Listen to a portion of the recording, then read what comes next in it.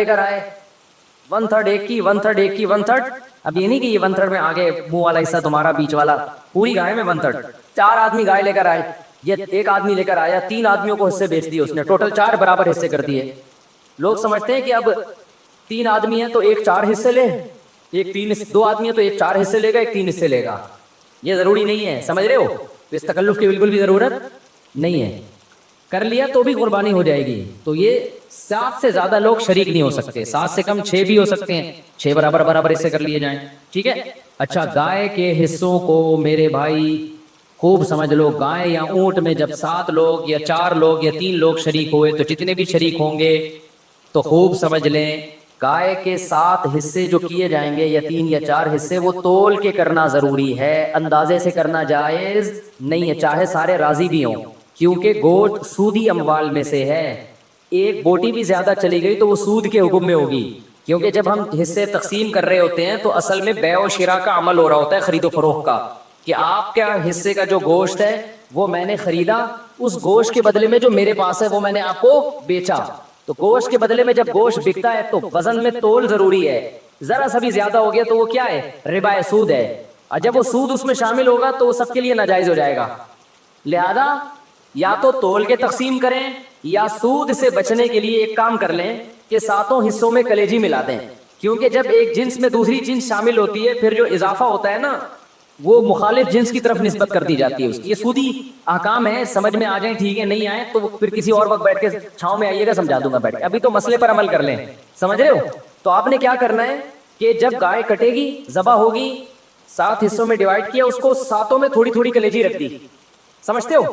اور کلیجی کے بھی 7 حصے کیے شروع میں, 7 میں تھوڑا تھوڑا گوشت بھی رکھ دیا, تاکہ کلیجی میں بھی سود کا حکم نہ ہو اور گوشت میں بھی سود کا حکم نہ ہو.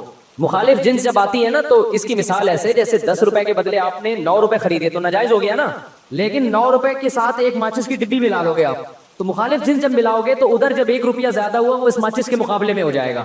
تو ادھر اگر گوشت زیادہ ہو گیا تو کلیجی کے مقابلے میں ہو جائے گا, ادھر کلیجی زیادہ ہو گئی تو گوشت کے مقابلے میں ہو جائے گی. تو سود سے بچنے کے لیے یہ جائز طریقہ ہو جائے گا. ہیلے کی 2 قسمیں, ایک ہیلا وہ جو حرام کی طرف جانے کے لیے ہوتا ہے, ایک ہیلا وہ ہوتا ہے جو سود سے بچنے کے لیے ہوتا ہے. تو یہ ہیلا جائز ہیلا ہے. آج کل بعض اسکالرز ایسے آگے کہ ہیلے اسلام میں جائز نہیں, تو ہیلا تدبیر کے معنی میں, کیونکہ ایسے ہیلے نبی نے خود بتائے ہیں ہمیں سود سے بچنے کے لیے. سمجھتے ہو کہ نہیں سمجھتے؟ کس نے کہا ہے میرے والد صاحب کا انتقال ہو گیا ہے, کیا ہم ان کے نام کی قربانی کر سکتے ہیں, اس پر کیا طریقہ کار ہوگا؟ جی بالکل کر سکتے ہیں. نبی صلی اللہ علیہ وسلم نے 2 مینڈے ذبح کیے, ایک اپنی طرف سے اور ایک امت کی طرف سے, اور آپ نے ایک دفعہ ایسا بھی کیا کہ ایک قربانی اپنی طرف سے اور ایک ان کی طرف سے جو قربانی نہیں کر سکے. تو اس لیے پتہ چلتا ہے کہ قربانی کسی دوسرے کی طرف سے بھی کی جا سکتی ہے. تو آپ نے مرحوم والدین کے لیے کر سکتے ہیں, صرف ابا سے کر لیں, صرف اماں کے لیے کر لیں, دونوں کے لیے کر لیں, کوئی حرج نہیں ہے. ہاں, اب دونوں کے لیے کریں گے تو کیا ثواب تقسیم ہو کے ملے گا دونوں کو؟ یہ ایک سوال ہے بھائی, سمجھ میں آ رہا ہے؟ بھائی ایک بکرا, ایک دمبا یا گائے کا ایک حصہ آپ کے مرحوم والدین دونوں کے لیے کر لیا آپ نے, تو کیا آدھا آدھا دونوں کے لیے ہوگا یا دونوں کو پورا پورا ثواب ملے گا؟ اس میں علماء کی 2 رائے ہیں, کیونکہ اس کے بارے میں قرآن و سنت خاموش ہیں. صحیح ہے نا؟ ابے بھائی بکرا ایک ہے اور ہو رہی ہے مرحوم ابا اور اماں دونوں کی طرف سے, تو کیا آدھا آدھا ابا اماں کو ثواب پہنچے گا یا پورے پورے بکرے کا پہنچے گا؟ سوال سمجھ میں آئے گا تو پھر جواب سمجھ میں آئے گا نا. تو اس میں علماء کی 2 رائے ہیں, کیونکہ قرآن و حدیث جہاں واضح نہیں ہو تو پھر اجتہاد ہوتا ہے نا. تو بعض جی نہیں, مرحوم میں زیادہ کے لیے بھی ہو سکتا ہے, زندہ میں تو ایک کے لیے ہی ہوگا, جو مرحومین ہیں ان میں پوری امت کے لیے جب نبی نے کر لیا تو نا, تو آپ بھی پوری امت کے لیے بھی کر سکتے ہیں. اصل میں ہوتا وہ آپ ہی کی طرف سے ہے, تو آپ چونکہ ایک ہیں تو آپ ایک ہی بکرا کریں گے, لیکن اس کا ثواب پہنچایا جاتا ہے زیادہ لوگوں کو. تو وہ 2 کے لیے بھی ہو سکتا ہے, 10 کے لیے بھی ہو سکتا ہے, پوری امت کے لیے بھی ہو سکتا ہے, وہ زندوں کے لیے بھی ہو سکتا ہے, لیکن وہ ہوگا پھر آپ کے لیے. لیکن جب آپ قربانی 2 کی طرف 2 زندوں کے لیے کر رہے تو پھر وہ دونوں کے لیے الگ الگ ہو رہی ہوتی ہے, اس میں ایک میں 2 آدمی شریک نہیں ہو سکتے. لیکن صرف ثواب پہنچانے کی حد تک جہاں تک بات ہے تو ثواب پہنچانے میں تو 10 کو پہنچا دیں آپ. تو اب علماء کہتے ہیں کہ بعض علماء کہتے ہیں ڈیوائڈ ہو کے پہنچتا ہے, صحیح ہے نا, اور بعض کہتے ہیں نہیں پورا ثواب اس کو بھی ملے گا, پورا ثواب اس کو بھی ملے. دونوں قول ہیں علماء کے. تو اس لیے افضل تو یہی ہے کہ ابا کے لیے الگ کر لیں, اماں کے لیے الگ کر لیں, افضل یہی ہے. اور اگر نہیں کر سکتے دونوں کے لیے کر لیں, ایک ہی کر لیں دونوں کے لیے. اللہ پہنچانا چاہے گا تو دونوں کو پورے پورے. کہہ رہے ایک شوگر کا پیشنٹ تھا, اس کو ہم نے منع کیا کہ نہیں چینی کھانا, تو ایک کوئی صاحب آئے, انہوں نے اس کے سامنے شربت کا گلاس رکھا, بہت خطرناک پیشنٹ تھا وہ, بہت اصرار کیا, وہ نمازی بھائی تھے, بہت اصرار کیا بھائی یہ پی لو یہ پی لو, وہ کہہ رہے نہیں نہیں مجھے شوگر ہے. جب انہوں نے زیادہ اصرار کیا نا اور کہا اللہ نے چاہا کچھ نہیں ہوگا انشاءاللہ, اللہ نے چاہا تو کچھ نہیں ہوگا. دیکھو صحابہ کرام کا اللہ پہ توکل تھا, انہوں نے دریا میں گھوڑے دوڑا دیے. انہوں نے, یہ بہت اہم واقعہ ہے, اس کو بڑا سبق ملے گا اس سے انشاءاللہ, خاص طور پہ دینداروں کے لیے سمجھنے کی چیز ہے. واقعہ ہے نا, ایک علامہ اقبال کا شعر بھی ہے اس پہ کہ دشت و دشت دریا بھی نہ چھوڑے ہم نے, کہ ہم نے تو صرف صحراؤں میں نہیں, ہم نے تو دریاؤں میں بھی کرامت کے طور پر نا گھوڑے دریا میں چلا دیے تھے صحابہ نے. تو ان صاحب نے کہا, داڑھی بھی تھی نمازی بھی, انہوں نے کہا دیکھو صحابہ نے اللہ پہ توکل تھا, دریا میں گھوڑے چلا دیے انہوں نے. تو سامنے شکر ہے کوئی عقل مند بیٹھا ہوا تھا جس کو وہ کھلا رہے تھے نا پورا چینی کا شربت. اس نے کہا دیکھو اگر وہاں پل ہوتا نا پھر اللہ دریا میں گھوڑے نہیں تھے, وہ ڈوبنا تھا انہوں نے, ہاں تو پل نہیں تھا اور مجبوری تھی جانا, صحیح ہے نا. پل ہوتا پھر صحابہ دریا میں چلاتے, پھر سوال ہی پیدا نہیں ہوتا کہ دریا میں گھوڑے چلتے. اللہ کہتا ہے پل ہے تو جاؤ نا. یا پل بنانے کا ٹائم ہوتا تو بھی نہیں. یہ جو قسطنطنیہ میں سلطان محمد فاتح نے قسطنطنیہ اور یہ جو آج کا استنبول ہے جب یہ فتح کیا تھا تو اس نے کوئی دریا میں تھوڑی گھوڑے چلا دیے تھے. ان کا یہ جو استنبول کا جو قلعہ ہے نا آج جو 4000 سال جس کی پرانی تاریخ ہے, میں نے وہاں جا کے ولاگ بھی بنایا ہے, یہ ترکی کا جو مشہور قلعہ ہے, یہ تو عیسائیوں کے ہاتھ میں تھا, بہت مضبوط عیسائیوں کی اسٹیٹ تھی. اور نبی صلی اللہ علیہ وسلم نے خوشخبری سنائی تھی کہ نعم الجیش جیش یغزو القسطنطینیہ, فرمایا سب سے بہترین لشکر, کیا ہی خوب لشکر ہے جو قسطنطینیہ فتح کرے گا. آپ مکہ میں اور ترکی کی فتوحات کی خوشخبریاں دے رہے ہیں. ہمارے نبی کا یہ ویژن دیکھو, ایک پیغمبر جو نہ لکھنا جانتے ہیں نہ پڑھنا جانتے ہیں, لیکن کتنا کانفیڈنٹلی وہ کہہ رہے ہیں کہ کیا خوب لشکر ہوگا جو قسطنطینیہ کو فتح کرے گا. اور خوشخبری دی, جنت کی بشارت دی. اسی وجہ سے مسلمان فاتحین شروع سے لگے ہوئے تھے اس میں, لیکن نہیں ہو پا رہا تھا. تو سلطان محمد فاتح نے کیا کیا, وہ بھی فوجیں لا کے بٹھا دی, لیکن اتنا مضبوط قلعہ ہے وہ جا ہی نہیں پا رہے بھائی. تو مشورہ ہوا. اب انہوں نے یہ نہیں کیا کہ جی ایک طرف سے سمندر ہے, وہاں بھی سمندر کٹا ہوا ہے نا, آپ میپ میں دیکھ سکتے ہیں. تو سمندر میں ہم کیا کرتے ہیں, بسم اللہ اللہ پڑھ کے سمندر بھی نکل جاتے ہیں. بڑھ جانا, ڈوب جانا تھا انہوں نے, اور کیا. تو اللہ کہتے ہیں پہلے اپنے سارے اسباب اور وسائل کو استعمال کرو, پھر میری مدد آئے گی. تو سلطان محمد فاتح نے مشورہ لیا, بھائی کیا کریں یار, تو ناممکن ہے, پیچھے پورا یورپ تھا نا, وہاں سے بھی تو مدد آ رہی تھی ان کی, تو ناممکن تھا اسباب کی دنیا میں. 600 سال ہو گئے, علاقہ ہی نہیں فتح ہو کے دے رہا, اب تو کچھ کرنا پڑے گا کہ نہیں کرنا پڑے گا, اب تو کچھ کرنا ہے بھائی. تو ماہرین بیٹھے, انہوں نے مشورہ دیا, استخارہ نہیں نکالا, خوب سمجھ لو, استخارہ نکال کے دیکھتے ہیں فتح ہوگا تو ٹھیک ہے, نہیں تو واپس چلو. دیکھو وہ اسباب بھی اختیار کرتے تھے اور اللہ سے دعائیں. سلطان محمد فاتح کے لشکر میں ہمیشہ کوئی نہ کوئی اللہ والے بزرگ اس وقت کے ہوتے تھے, ان کو صرف دعاؤں کے لیے لے کے جاتا تھا. وہ دیکھتا تھا نا ایک بزرگ ہیں, وہ لڑ نہیں سکتے, بوڑھے ہیں, کوئی بات نہیں حضرت آپ ہماری صف میں ہوں گے, ذکر کریں گے اور اللہ سے دعائیں, کیونکہ اللہ تقوی اور ذکر پر مدد کرتا ہے. تو ایسے سیکولر نہیں تھے کہ ہم اپنی توپوں پہ اعتماد کر لیں خالی, نہ نہ, ہمیں اللہ والے بزرگ بھی چاہیے. ایک نہ ایک بزرگ اس کی صف میں ہوا کرتے تھے جن کا کام ہے اللہ سے دعائیں مانگنا. خود بھی مانگتا تھا, لیکن بھائی وہ اپنے آپ کو سمجھتا تھا ہم اس لیول کے نیک نہیں ہیں, تو ایسے ایک بزرگ ہوں گے, ان کی برکت ہوگی, اللہ میں فتح دے گا. اور دوسرا اسباب بھی دبا کے استعمال کیے انہوں نے. سلطان محمد فاتح نے جب دیکھا نا یہ اتنا بڑا قلعہ اور اتنی چوڑی دیوار, میں نے ولاگ پہ آپ دیکھ لیں, اس کو اتنی چوڑی دیوار ہے بھائی, اس پہ تو پوری بیل گاڑیاں چلتی تھی دیوار کے اوپر, امپاسبل, ناممکن اس کو فتح کرنا. تو سلطان محمد فاتح نے بزرگ بھی رکھے اپنے پاس, اللہ بھی ہو, ذکر بھی ہو, اور پھر اپنے انجینئرز کو آرڈر دیا, دنیا کی سب سے بڑی توپ بنائی اس وقت اس قلعے کو فتح کرنے کے لیے, جس کو دیکھ کے آتی ہے توپ میں دیکھ کر آیا اس کا ڈیزائن, یا شاید وہی توپ رکھی ہوئی, مجھے یاد نہیں ہے. اتنی بڑی توپ بنائی ہے نا, اس سے جو لوہے کا گولا نکلے گا تو دیوار میں کچھ ہلائے گا تھوڑا سا, وہ دیوار کچھ ایسے جب 1000-2000 گولے نکلیں گے تو شاید دیوار میں کچھ دراڑ آ جائے. اتنی اسٹرگل کی اس نے, اور اتنے لوگ, ہم نے تو ترکی میں نا انہوں نے وہ بنایا ہوا ہے ایک آڈیٹوریم میں نا, وہاں پر ایک جیسے نہیں سیارہ کا ہمارے یہاں آپ کو ملتی ہے ادھر پلانیٹوریم, دیکھا ہوگا آپ نے, تو ایسے ہی انہوں نے وہ پوری تاریخ دکھاتے ہیں ویڈیو کی شکل میں, بڑا مزہ آتا ہے وہ دیکھنے میں, بڑا جوش پیدا ہوتا ہے یار, کیا خون خرابہ, ادھر سے گولے، پورا وہ منظر انہوں نے تاریخ کی کتابوں سے نکال کے اس کو فلمایا ہے، لیکن ایسے نہیں کہ پروجیکٹر پہ، بلکہ آپ جائیں گے نا تو آپ کو ایسا لگے گا آپ وہاں 3D میں آپ سمجھ لیں، آپ کو لگے گا آپ وہاں پہنچ چکے ہیں. وہ ایسا چیخیں نکلتی ہیں یار وہ منظر دیکھ کے، ایسے تھوڑی پیڑے کھائے ہیں مسلمانوں نے یار، پوری دنیا پہ حکومتیں کی ہیں، آج بیٹھے وزیر اعظم بن نہیں رہا. صحیح ہے نا؟ بہت محنتیں کی ہیں مسلمانوں کا ماضی بڑا خدا کی قسم شاندار تھا. میں بار بار کہتا ہوں نا، ایک گورے کی ویڈیو بھی میرے موبائل میں پڑی ہوئی ہے، وہ لندن میں یا امریکہ میں بھول گیا، یونیورسٹی میں وہ گورا لیکچر دے رہا ہے، میرے موبائل میں ویڈیو پڑی ہوئی ہے، وہ گورا لیکچر دے رہا ہے. گورا کہہ رہا ہے تو وہ کالا، لیکن گورا اس سینس میں کہہ رہا ہوں کہ امریکن ہے، اس سینس میں کہہ رہا ہوں، یا تو میرا خیال ہے امریکن ہے، UK کا نہیں ہے، وہ ان کا جو لب و لہجہ ہے نا وہ امریکن لب و لہجہ. وہ یونیورسٹی میں لوگوں کو بتا رہا ہے کہ ونس اپون اے ٹائم، ایک ٹائم تھا کہ آپ کو مسلم سائنٹسٹ کے علاوہ دنیا میں کوئی سائنسدان نظر ہی نہیں آتا تھا. ہر فیلڈ میں کون سا سائنٹسٹ تھا؟ مسلمان. اور وہ کہہ رہا ہے کہ فلکیات کے علم میں مسلمانوں نے اتنی ترقی کی تھی. پھر بغداد کی یونیورسٹی کا نام لے رہا ہے وہ، بغداد میں جو ہماری خلافت تھی، تو وہ کہہ رہے ہیں کہ آج بھی جتنے ستاروں کے نام ہیں نا انگلش میں، سارے عربی سے آئے ہیں. سارے کہاں سے آئے ہیں؟ یہ عربی سے آئے ہیں. مسلمان یہ کام بہت پہلے کر چکے تھے. بڑا شاندار ماضی تھا ہمارا، لیکن ایسا ختم ہوا ایسا لگتا ہے ہم ہمیشہ سے ہی اسی طرح ہیں، ہمیشہ سے ہی ہم سے وزیر اعظم بن ہی نہیں پایا کبھی.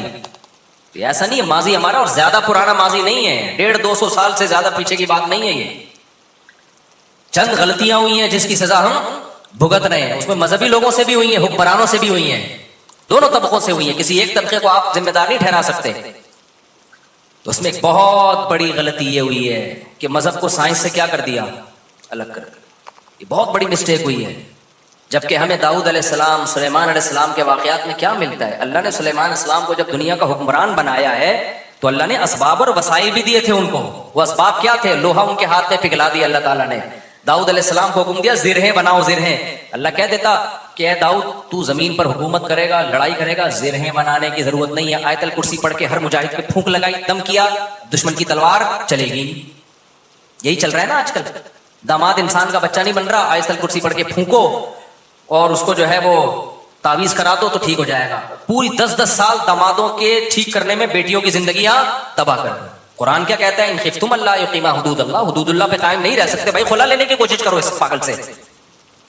2-3 موقع دے دیے ٹھیک ہونے کے، ہو گیا ٹھیک ہے. نہیں تو اگر برائی اس قابل ہے کہ برداشت کے قابل ہے تو برداشت کرو. بلا وجہ گھر نہیں توڑنا چاہیے. بالکل برداشت کے قابل نہیں ہے، جان چھڑاؤ بھائی اس آدمی سے. نہ میں نہ جانتا ہوں نا ایسے لوگوں کو، 30-30 سال ہو گئے کہ نہیں جی اللہ کے ہاتھ میں دل ہے، اللہ جب چاہے گا میرے داماد کا دل چینج کر دے گا. اس امید پہ 30 سال گزار دیے اور بیٹی پاگل ہو گئی. میں نے کہا 30 سال کے بعد آپ آ رہے ہو کہ خلا لینا ہے؟ کہہ رہے ہیں بھائی وہ اللہ کے ہاتھ میں دل ہے. تو میں نے کہا اللہ کے ہاتھ میں ہے، لیکن اللہ نے کہا کہ میں گھماؤں گا. ہم کب کہہ رہے ہیں کہ اللہ کے ہاتھ میں نہیں ہے؟ اگر ہمیں پتا ہوتا کہ اگلے سال اللہ آپ کے داماد کو ٹھیک کر دیتا، میں کہتا چلو 1 سال اور انتظار کر لو. اللہ کے ہاتھ میں ہے، لیکن گھمائے گا کہ نہیں گھمائے گا یہ اللہ نے نہیں بتایا. بلکہ اللہ نے جو بتایا ہے انک لا تہدی من احببت، آپ اس کو ہدایت نہیں دے سکتے جس سے آپ محبت کرتے ہو. یہ تو حضرت ابو طالب کے بارے میں نازل ہوئی ہے کہ نبی کے چچا ایمان نہیں لائے تو نبی غمزدہ تھے. اللہ نے فرمایا کہ آپ کو آپ جس سے محبت ہے ہدایت نہیں ملے گی، اس کو ملے گی جس کو اللہ چاہے گا. اور چاہے گا کس کو؟ جو خود چاہے گا. یہ بھی قرآن کہتا ہے جو خود چاہے گا اسی کو ملے گی. خود نہیں چاہے گا تو بھائی چاہے نبی کا چچا بھی ہو نہیں ملے گی. تو میں نے کہا بھائی نبی کے چچا کو نہیں ملی ہدایت، آپ کے داماد آپ کے نبی سے بھی آگے ہو. تو ہم تو گراؤنڈ ریئلٹی کو دیکھ کر فیصلہ کریں گے. 1 سال بہت ہوتا ہے کسی کو تجربے میں. انسان کا بچہ نہیں بن رہا، نہ نفقہ دے رہا ہے، وہ بے تحاشا مارتا پیٹتا ہے، ٹارچر ذہنی کر کر کے اس کو بیچاری کی زندگی بیڑا غرق ہو گیا اس. میں نے کہا خود ہی مر جائے گا، تھوڑے دنوں میں خلا کے تکلف کی ضرورت کیا ہے؟ طلاق لینے کی کیا ضرورت ہے اس سے؟ اسلام جو ہے نا وہ دقیانوسی نہیں سکھاتا میرے بھائی. مسلمانوں نے ایسے ہی نہیں دنیا پہ حکومتیں کر لی ہیں. داؤد علیہ السلام کو اللہ نے، داؤد علیہ السلام قرآن کہتا ہے نا پوری دنیا پہ داؤد علیہ السلام نے، پوری دنیا نہ بھی ہو، دنیا کے بہت بڑے حصے پر جو حکومت کی ہے، تو قرآن کیا بتاتا ہے کیسے کی حکومت؟ کیسے کی حکومت؟ پھونکے لگا لگا کے کی. قرآن ان کی عبادت کا بھی تذکرہ کرتا ہے. دن میں روزہ رکھتے تھے، راتوں کو تہجد پڑھتے تھے، اس کا بھی تذکرہ کرتا ہے. یہ بھی ضروری ہے، ورنہ ایک سیکولر فوج میں، مجاہدین میں اور ایک مذہبی لوگوں میں کوئی فرق نہیں رہے گا. اللہ کہتے ہیں جب تم اللہ کی راہ میں لڑو گے کثرت سے اللہ کا ذکر کرو، کیونکہ تم لڑ رہے ہو اللہ کی مدد پہ، تو اللہ कोई याद भी तो रखो ना, लेकिन साथ साथ असबाब और वसाइल भी खानदानी तरीके से इस्तेमाल करने हैं। तो अल्लाह ने दाऊद अलैहिस्सलाम को क्या कहा, जिरहें बनाए लोहे की, और कैसे कहा, ये भी नहीं कहा कि बना दे बस, बाकी मैं खुद ही जोड़ दूंगा। कद्दिर फिस सर्द, उनकी लड़ियां जोड़ने में भी अंदाजों से जोड़े कि कैसे उस अंदाजे का मतलब क्या है, क्योंकि जब जिरहें बनाई जाती है ना, लोहे के लिबास जो जंग में इस्तेमाल होते हैं, तो जाहिर है जिस फौजी के लिए, जिस मुजाहिद के लिए बनवाई जा रही है, उसको लेटना भी होगा, उसको बैठना भी होगा, उसको घोड़े पे छलांग लगा के बैठना भी है, तो वो मूवेबल हो, वो मुड़ सके आसानी से, तो उसके लिए बहुत टेक्निकल तरीके से उसको एडजस्ट करना है। तो कद्दिर का मतलब उसकी एडजस्टमेंट बड़ी खानदानी होनी चाहिए। नहीं आई मेरा ख्याल है बात समझ में। ये भी नहीं कहा कि अल्लाह मियां ने कि ज़ेरें बना रस्सी से जोड़ लेना, ये तार नहीं होती जो इलेक्ट्रिशियन के पास होती है, ये वाली तार से यूं करना। हमारे यहाँ जुगाड़ू काम हो रहे होते हैं कि नहीं हो रहे? जापान में जुगाड़ू काम नहीं होते। हमारे हर काम क्या है, कंप्यूटर को भी ठंडा कर रहे हैं पंखे पे ना आगे मैंने नेट पे एक वीडियो देखी, सिस्टम को ठंडा करने के लिए एक अलग से पंखा चलाया है जो कंप्यूटर को कम और आपको ज्यादा ठंडा कर रहा है, मुंह पे हवा आ रही है डायरेक्ट उसके। खैर, तो कद्दिर फिस सर्द, मैनेजमेंट इस्लाम का एक हुक्म है, सफों को सीधा करने का हुक्म है या नहीं? अल्लाह मियां कहते हैं नमाज पढ़ने आओ, थोड़े बहुत आगे पीछे हो गए कोई मसला नहीं है यार, कबूल करने वाला कौन है? अल्लाह, कर ले ना ना ना, इतनी भाई जब खड़े हो सीधे तो फिर सीधे होने चाहिए, जरा सा भी पेट आगे निकला हुआ ना हो, सीना आगे निकला हुआ ना हो। नबी सल्लल्लाहु अलैहि वसल्लम इकामत के बाद कैसे सबों को सीधा करते थे? मैनेजमेंट आज दीनदार लोगों में खत्म, सारी बातें उल्टी हो रही हैं, इलॉजिकल बातें करवा लो। कोरोना में तो दिमाग पी गए थे लोग हमारा, कोविड पे हमने कहा ना, डॉक्टर कह रहे फासला रखो तो रख लो फासला। हर आदमी भाई तवक्कुल के चक्कर में कोरोना वाला आदमी मुंह पे जाके छींक रहा है लोगों के। ये कौन सा इस्लाम है भाई? खैर, तो वो उसकी बात बड़ी प्यारी थी ना, मैं दाऊद अलैहिस्सलाम का बता रहा था ना, कैसे जिरहें बनाई उन्होंने और कितनी पावरफुल हुकूमत, फिर फौज तैयार की है। फिर सुलेमान अलैहिस्सलाम को आप देख लो, उनका तख्त था, हीरे जवाहरात थे और कैसा ताज था उनका, ये भी भरम के लिए।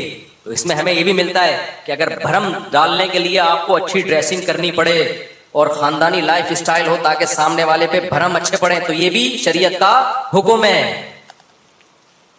जैसे हजरत मुआविया रजी अल्लाह ताला अन्हु का बड़ा शाहाना लिबास था, तो किसी ने हजरत उमर को शिकायत लगाई कि ये गवर्नर बने और इतना बेहतरीन खूबसूरत लिबास पहन के चलते हैं फिरते हैं, ये तो दुनिया से मोहब्बत की अलामत है। हजरत उमर तो फटे पुराने कपड़े पहनते थे, बेवजदा कपड़े पहनते थे। तो हजरत उमर ने खत लिखा, भाई ये क्या शिकायत है? हजरत मुआविया ने फरमाया, या रसूलल्लाह, मैं जिन लोगों पे हुकूमत कर रहा हूँ, या अमीरुल मोमिनीन, मैं जिन लोगों पे हुकूमत कर रहा हूँ ना, इनकी नज़र में, मैं मफहूम बयान कर रहा हूँ, इनकी नज़र में लिबास की बड़ी वैल्यू है, ये मुझे वैल्यू नहीं देंगे अगर मैं गरीबों वाला लिबास पहन के घूमूं। तो ये सियासत थी उनकी, और ये हकीकत है कि आपका सबसे पहला इंप्रेशन किसका पड़ता है? आप लिबास का पड़ता है। आपके लाइफ उठने बैठने का स्टाइल क्या है आपका, वही आपके कपड़े में 10 किस्म के पेबंद लगे हुए हों, अगला कहेगा अबे भाई ये तो शायद इनके पास पैसे ही नहीं है, तो हमसे क्या लड़ेंगे, ठीक है ना? तो लड़ाई के लिए ज़ाहिर हज़रत मुआविया के पास जब दुश्मन के वफूद आया करते थे, तो उनकी ड्रेसिंग देख के उनको अंदाजा हो जाता था भाई ये छोटे लोग नहीं है। सवाल पैदा होता है हजरत उमर ने ऐसा क्यों किया? भाई वो उनको वैसे ही इतना अल्लाह ने रोक दिया था कि वो उन कपड़ों में ही बहुत रोक था उनका। और हमारे नबी सल्लल्लाहु अलैहि वसल्लम के जो पेवज़दा कपड़े थे, तो हदीस में तो आता है नबी के चेहरे पे अल्लाह ने इतना रोब डाल दिया था कि 1 महीने की मुसाफत से दुश्मन कांपने लगता था। कि नॉर्मली हुक्म जो शरीयत ने दिया है, भाई आपकी ड्रेसिंग, आपका लिबास सारा क्या होना चाहिए? सूटेबल होना चाहिए। कोई चीज ऐसी नहीं होनी चाहिए जो सोसाइटी आपको कोई गिरा हुआ आदमी समझना शुरू कर दे। समझ में आ रही है बात कि नहीं आ रही है? नहीं आती, लेकिन जब रिश्ता लेने जाते हो तो फिर आती है। फिर नहा धो के डिटॉल से ना 3 पीस सूट पहन के जाएंगे, फिर मजा ले कोई पेवनज़दा कपड़े पहन के चला जाए। तो सादगी है तो फिर जाना चड्डी बनियान, धोती बनियान में जा भाई तू वहां पे। क्योंकि हर वक्त ना लोग उलमा को ये देखो सादा होने चाहिए, इनकी पगड़ी देखो, इनके कपड़े देखो, और हमारे तो कोई है भी नहीं। तो खैर, तो वो मैं जल्दी से वो बता दूं ना, वो जो शरबत का गिलास रखा ना, तो वो डॉक्टर साहब मुझे वाकया सुना रहे थे, आज ही की बात है, शुगर के बड़े स्पेशलिस्ट आए थे, गपशप थी उनके। तो वो कहने लगे कि उसने कहा कि देखें जो सहाबा ने दरिया में घोड़े दौड़ाए थे ना, पुल नहीं था वहां पे। अगर पुल होता तो वो दरिया में घोड़े नहीं दौड़ा, और अगर पुल बनाने का टाइम होता फिर भी नहीं दौड़ा। फिर ये मैं अपनी तरफ से एक इजाफा कर रहा हूं, पुल बनाने का टाइम होता, असबाब वसाइल होते, फिर भी नहीं जाते। اور واپس جا کے دوبارہ آنے کا ٹائم ہوتا